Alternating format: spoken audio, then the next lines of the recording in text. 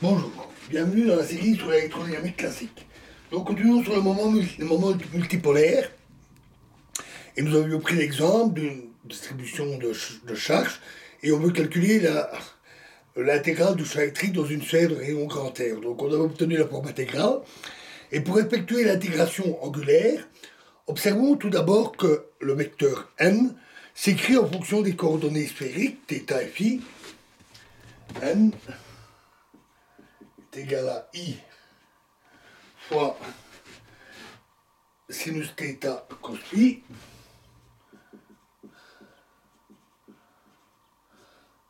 plus J fois sinus θ sin phi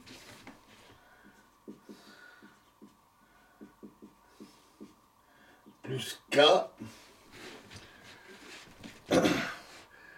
fois sinus θ plus K cosinus θ. Cosinus θ. Manifestement, les différentes composantes de n sont des combinaisons linéaires des YLM correspondant au seul ordre L égale 1. Si on injecte le développement de 1 sur x moins x' en fonction des harmoniques sphériques, dans l'intégrale, l'orthogonalité des YLM élimine les termes des séries sauf celui pour L égale 1. On a ainsi que l'intégrale en R égale grand R de d oméga n sur x moins x' est égal à R inférieur sur grand R carré, on reviendra sur les R inférieurs,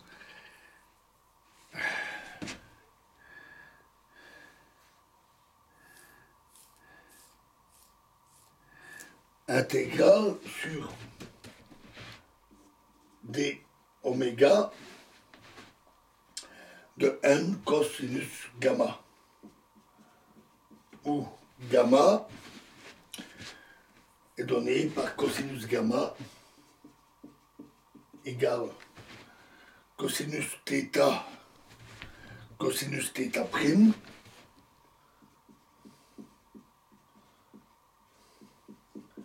plus sinus θ prime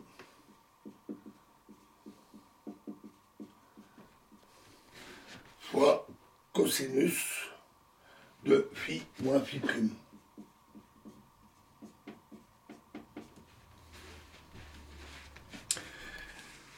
L'intégrale angulaire est égale à 4pi n'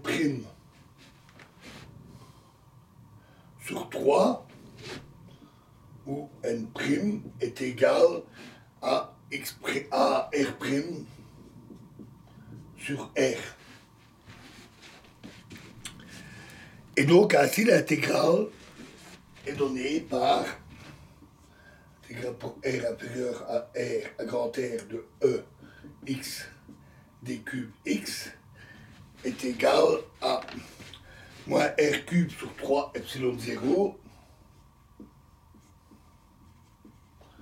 fois l'intégrale de d cube x'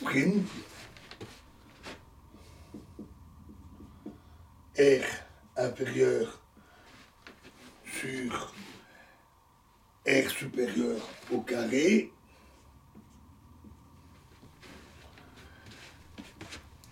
fois n' fois rho x'. N' rho x'. Avec R inférieur supérieur qui est égal à R', ou grand R,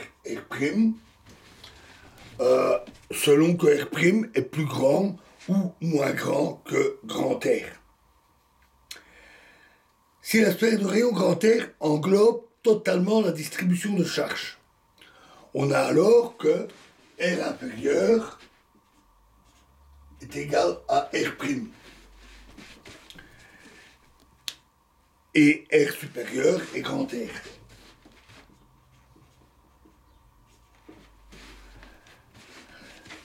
L'intégrale volumique du champ électrique devient alors intégrale sur R inférieur à R de Ex d cube X est alors égale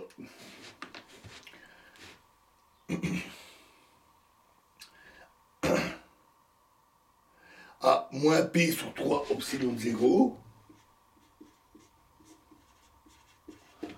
où P ici est le moment dipolaire électrique de la distribution de charge par rapport au centre de la sphère. Notez que cette intégrale volumique est indépendante de la taille de la région sphérique. Il suffit que cette région englobe toutes les charges. Si en revanche la distribution de charge est entièrement extérieure à la sphère, on a alors R inférieur égale R grand R et R supérieur égale R'.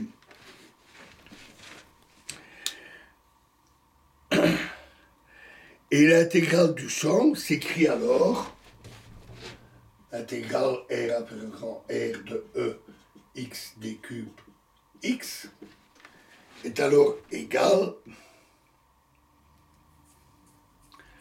à 4pi sur 3 fois R carré E0.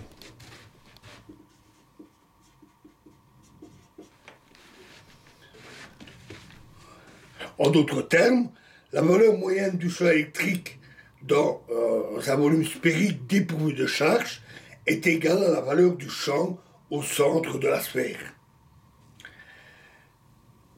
Le résultat amène à modifier l'expression du champ électrique. Donc le résultat ici amène à modifier l'expression du champ électrique d'un dipôle. On peut écrire E de X est égal à 1 sur 4pi epsilon 0 fois 3n fois P fois n moins P divisé par x moins x0 au cube en valeur absolue moins 4pi sur 3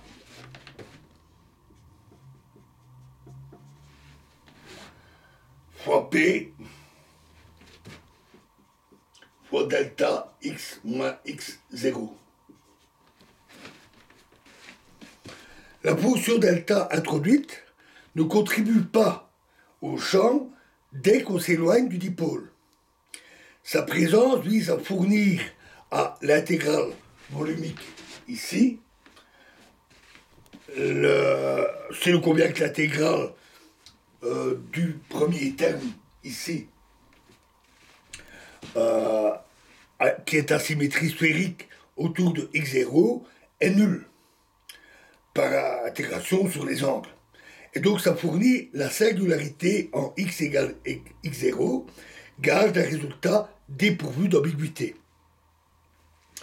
À condition de manipuler avec précaution, on peut utiliser cette relation et son homologue magnétique qu'on verra, comme si les dipôles étaient des dipôles ponctuels idéalisés. La fonction delta contenant alors l'information de base sur les distributions, en réalité finies, de charge et de courant. Donc voilà pour ce développement multipolaire. Alors, dans la prochaine vidéo, nous verrons le développement multipolaire de l'énergie d'une distribution de charge placée dans un champ externe. Je vous remercie.